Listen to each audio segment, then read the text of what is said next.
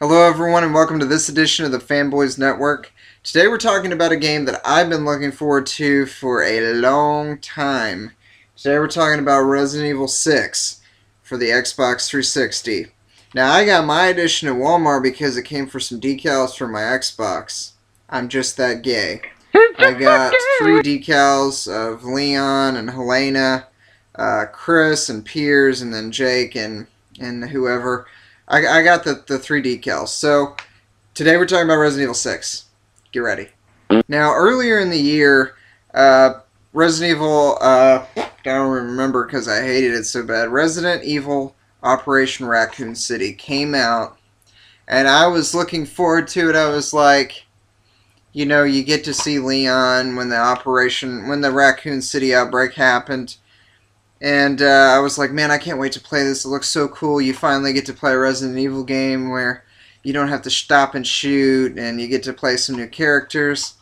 And man, whoever had it before me did not even bother to keep the case or the artwork. It was that crappy of a game. I waited till it came out used.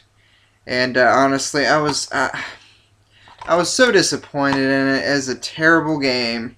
I got halfway through and was like, screw this. I've watched the ending on YouTube where I think the only cool part is you get to choose whether or not to save Leon S. Kennedy or to kill him. And I think that's the only cool redeeming factor it did. It is the first Resident Evil game to kind of give you that option not to stop and shoot. And Resident Evil 6 kind of picked up some things from it, but it was a failure. Even the people who made it, I think they knew what they were doing. It was bad. It was a bad game. Don't buy it. Don't even buy it used. Forget it.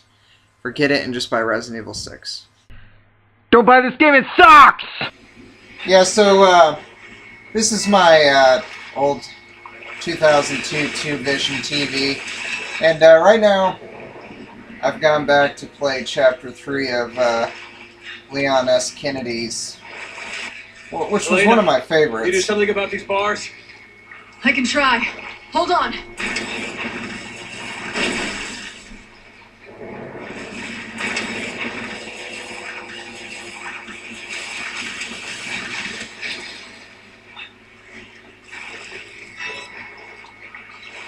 One of the things that I really appreciated about this game, even on this old crappy Vision TV, is just how amazing the graphics were. Really, just honestly, really great looking game.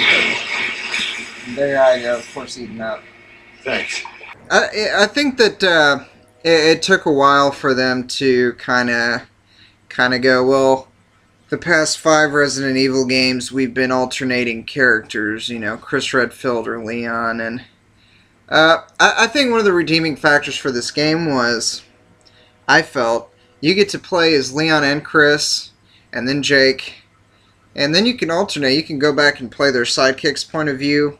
It is a very long Resident Evil game, and you don't quite get that wholesome feeling, I think, of when you would just play a long game as one character. But it is a lot of fun. If you've never played a Resident Evil game before, this game is not for you by any means. Especially Chris's campaign. Chris's campaign's really tough.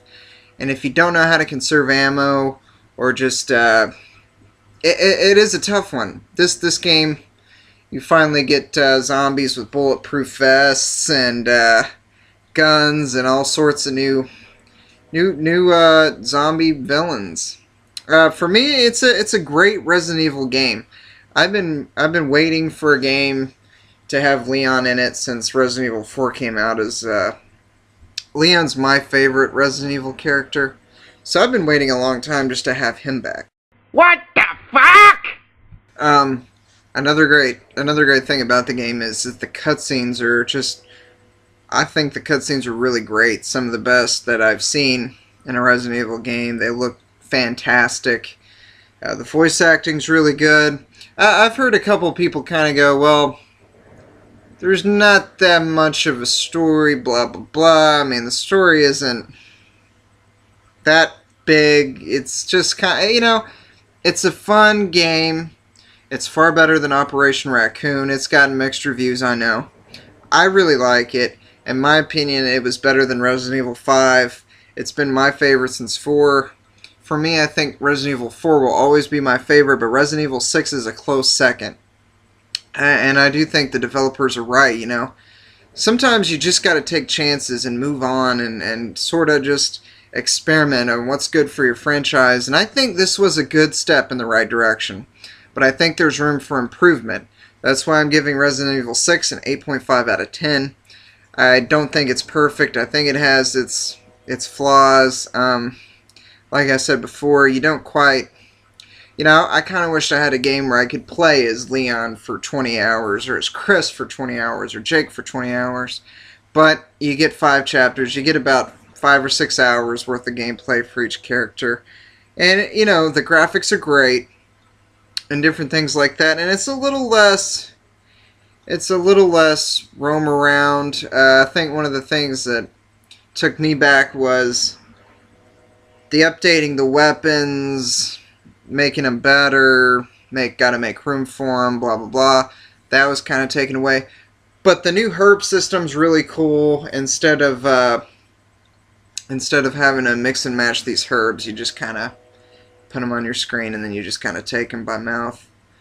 And I do appreciate in 5 I really hated the fact that with Chris you had to conserve your items with Sheva. You had to give her some and she would use your ammo and then you would be out of help. In 6 your partner doesn't use your ammo, your partner doesn't use your weapons. I do like that. I do think that was just a little too much. I don't know. It's a mixed game. I really like it. I think it's a step in the right direction. I think if they ever do Resident Evil 7, it's really going to improve on the minor flaws of 6. But it's not a bad game by any means. Way better than Operation Raccoon. Don't ever buy Operation Raccoon. It sucks. Operation Raccoon City should never have been made. Resident Evil 6, I'm giving it an 8.5 out of 10. Go check it out. It's really worth a buy. It's worth it. Just give it a shot. 8.5 out of 10! 8.5 out of 10!